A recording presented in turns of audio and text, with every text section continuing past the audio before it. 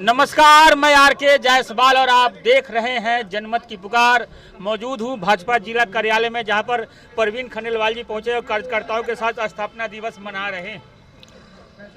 आज हमने यहां पर अपने जिला के अध्यक्ष आदरणीय डॉक्टर वीरेंद्र गोयल जी की अध्यक्षता में भारतीय जनता पार्टी के स्थापना दिवस के अवसर पर हमारे पूरे जिले में जो वरिष्ठ कार्यकर्ता हैं उनका सम्मान करके उन सबके बीच आज भारतीय जनता पार्टी का ये गौरव जो ध्वज है उसको फहराया है। और हमने ये संकल्प लिया है कि हमसे पहले की जिन पीढ़ियों ने अपना सर्वस्व इस पे न्यौछावर कर दिया, जिनके श्रम से, जिनकी मेहनत से भाजपा आज इस स्तर पर पहुंची है, हम आज के दिन पर उनको याद करते हैं।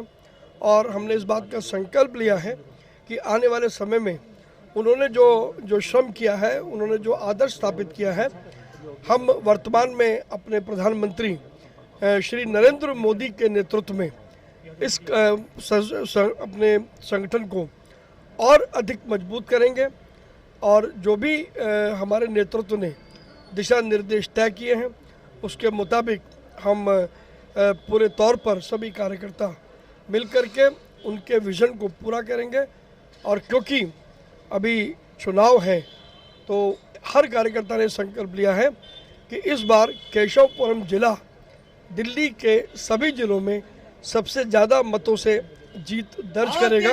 भारतीय जनता पार्टी कभी मात्र 2 सांसद हुआ करता था, आज 300 से ज्यादा सांसद है। कैसा सफर रहा है अपनी पार्टी? ये सफ़र, जैसे मैंने आपसे कहा कि इस सफ़र तक पहुंचने में एक बहुत बड़ी यात्रा 1952 से जनसंघ की स्थापना हुई, उसके बाद 1980 में भारतीय जनता पार्टी बनी और आज 2024 में, तो इतने वर्षों की लंबी यात्रा में हमसे पहले जो भी लोग संगठन में काम कर रहे थे उन्होंने बहुत काम किया है और उन्होंने अभावों में रह करके काम किया है।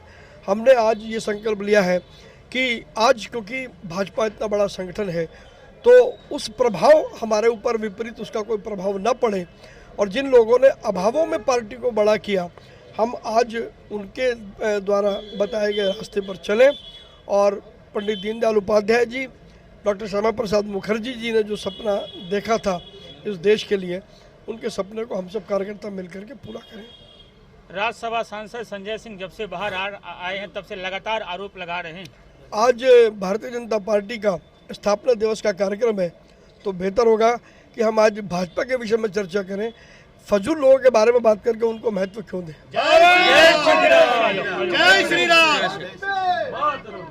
क्या कहेंगे, स्थापना दिवस मना रहे हैं? देखिए, बड़ा खुशी का माहौल सब कार्यकर्ताओं के बीच है। आज स्थापना दिवस भाजपा का, और बड़ा पहले हम सबके बड़े सौभाग्य की बात है हमारे सांसद प्रत्याशी आदरणीय परवीन खंडेलवाल जी कि आज हमारे कार्यालय में चरण पड़े हैं इनके। और सारा यहाँ पर जितने हम कार्यकर्ता, यहाँ हमारे पुराने कार्यकर्ता थे वरिष्ठ, जिन्होंने इस पेड़ को सींचा और आज जिसके फल पूरी जनता, पूरा देश खा रहे हैं, हमने सबको नमन किया, सबको वंदन किया और सबका आशीर्वाद लिया। पुनः आज बहुत बहुत धन्यवाद। वीरेंद्र गोयल जी, आपकी जिले की ज़्यादा जिम्मेदारी बढ़ जाती है क्योंकि चांदनी चौक से तो वोट कम हो जाता है, यहीं पे आपका पूरा। देखिए, क्या प्लानिंग है आपकी? हमारी पूरी प्लानिंग है, हमारा लक्ष्य है, ये लोकसभा का चुनाव है, दोनों जिले उसमें आते हैं, तो अपना केशवपुरम जिले ने ये तय किया है कि पहली बार से डबल जीत हमें हासिल करनी है और 5 लाख का लक्ष्य पूरा करना है। आज आपको पार्टी स्थापना के दिन आपको सम्मानित किया गया है, शॉल से, पटका से, मोमेंटो से। ये मेरा सौभाग्य है कि पार्टी ने आज पुराने कार्यकर्ताओं को सम्मानित किया है और उन सम्मानित कार्यकर्ताओं में मेरा भी एक नाम है। कैसा इतिहास रहा है आपकी पार्टी का? हमारा इतिहास लगातार संघर्ष का और निरंतरता का रहा है, लक्ष्य के प्रति आगे बढ़ने का रहा है और अपने विचारधारा को, जिसमें राष्ट्र प्रथम की बात है, उसको आगे बढ़ाने का हमारा विचार रहा है और उसी के लिए हम आज तक संघर्षरत हैं।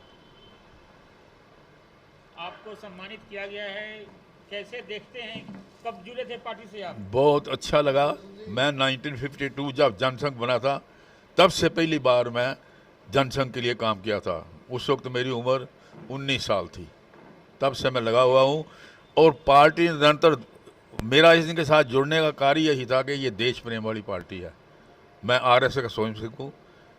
1948 में आरएसएस में मैंने ज्वाइन किया था और तब से मैं यही विचारधारा की वजह से ही, एक तो हिंदुत्व, दूसरा देश प्रेम, इस वजह से मैं इस पार्टी के साथ जुड़ा रहा और इस पार्टी के लिए काम करता रहूँगा। कोई सबसे बड़ी पार्टी है आपकी ये भारतीय जनता पार्टी, विश्व की सबसे बड़ी पार्टी। बिल्कुल ये कैसा लगता है सुनकर? बहुत अच्छा लगता है, बहुत अच्छा लगता है। और ये सोच में मैंने आता है कि हम सबसे ज़्यादा तो मैं इस पर खुश हूँ कि इस पार्टी को मैंने भी 7 लाख के सींचा है। इस पेड़ को मैंने भी सींचा है और पार्टी इस जगह पर पहुँची है। और बिल्कुल ठीक है ये कि इस बार मोदी जी ने जो कहा है, पार्टी की स्थिति ये है कि इस बार 400 पार, और 400 पार अवश्य होगा, ऐसा मेरा विश्वास है पक्का। आपका भी विश्वास यही है? हमारा विश्वास यही है, बाल्यकाल से ही सन 1960 से इससे जुड़े हुए हैं। जिस समय अभी जनसंघ की स्थापना थी, तब जनसंघ का उद्देश्यों के साथ पार्टी की स्थापना हुई थी, अब मानने को पूरा हो रहा है। उस समय तो जिस समय हम जुड़े थे, तब हमें बोलने तक की भी आज़ादी नहीं हुआ करती थी। हम पर बोलने पर भी प्रतिबंध लगे हुए थे। मीडिया तक को भी बोलने की आज़ादी नहीं थी। आज तो आप बोल रहे हैं ना मीडिया के सामने में, देखिए तो मीडिया के सामने बोल रहे, ये भी योग अटल जी की मेहरबानी है जो कि आप और हम निष्पक्ष होकर के बोल रहे। वरना उससे पहले किसी की ना तो मीडिया को बोलने की आज़ादी थी, ना आम जनता को बोलने की आज़ादी थी। मीडिया को बंद कर दिया जाता था और आम जनता को भी बंद कर दिया जाता था। तो देख रहे हैं, ये है पार्टी के वरिष्ठ नेता, कार्यकर्ता जो फ्रंट पे काम करते थे। आज इनको पार्टी ने सम्मानित किया है। खुद स्वयं जो यहाँ से भाजपा प्रत्याशी है परवीन खंडेलवाल जी, उन्होंने अपने हाथों से इन लोगों को सम्मानित किया है। भाजपा के स्थापना दिवस पर निरंजन सिंह चावला जो वरिष्ठ कार्यकर्ता हैं भारतीय जनता पार्टी की, उनको परवीन खंडेलवाल ने और जिला अध्यक्ष ने इनको सम्मानित किया है। अभी मात्र 2 सांसद हुआ करते थे, आज 300 से ज्यादा सांसद है भाजपा के। कैसा दौर था जब आप? हाँ जी, इसी वजह से तो मतलब हम उनके साथ जुड़े ना जी। जब लाल कृष्ण आडवाणी जी ने राम रथ निकाला, विजय रथ निकाला, तो तभी से हम उनके साथ जुड़ गए। ये हमारे यहाँ बाहर, यहाँ पे बहुत बड़ी स्टेज लगी थी उस टाइम, आडवाणी जी आए थे। आज से मेरे ख्याल 25 साल हो गए होंगे, 30 साल हो गए होंगे। तो मैं उनके साथ तब भी वहीं बैठा था, स्टेज भी बैठा था। और जब से फिर बीजेपी आई है तो मैं बीजेपी के साथ ही जुड़ा हूँ। से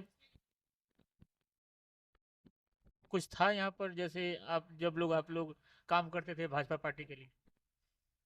देखो जी, जब तो इतनी पकड़ नहीं थी, तो स्टार्टिंग में तो पहले देखो जी, आपको पता ही है कांग्रेस का था, तो मात्र आडवाणी साहब ने पार्टी शुरू करी थी।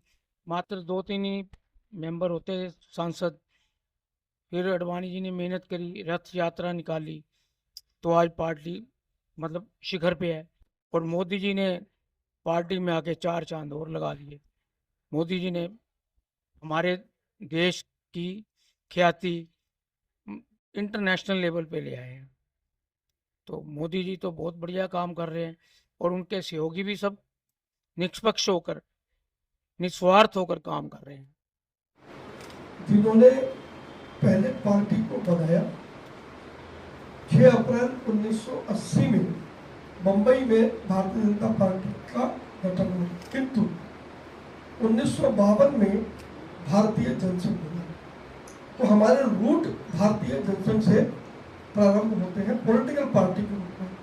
उससे पहले हमारा जो परिवार है, हम संघ परिवार के जो अनेक वैचारिक संगठन हैं, उनमें हम अलग काम करते थे।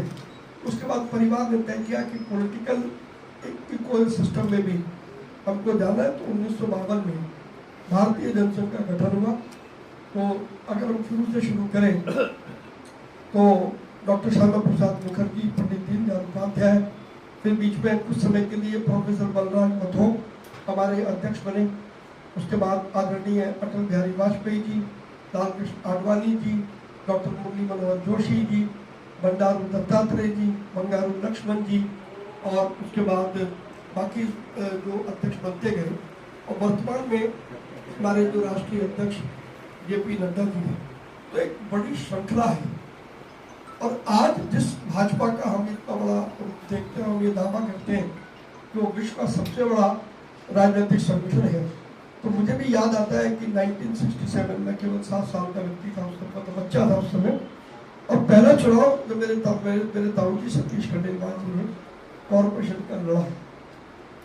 तब से जनसंघ में क्या कुछ हुआ, क्योंकि अब ये बताया कि सारी चर्चा हो गई तो मैं उस चर्चा को नहीं बढ़ाऊंगा, बट मुझे अच्छी तरीके से याद है कि उस समय पार्टी के पास में पैसे नहीं होते थे, कार्यालय का तो कोई दूर दूर तक लेना देना नहीं था, और जनसंघ के साथ कौन लोग जुड़े, बहुत मुट्ठी पर कार्यकर्ता होते थे।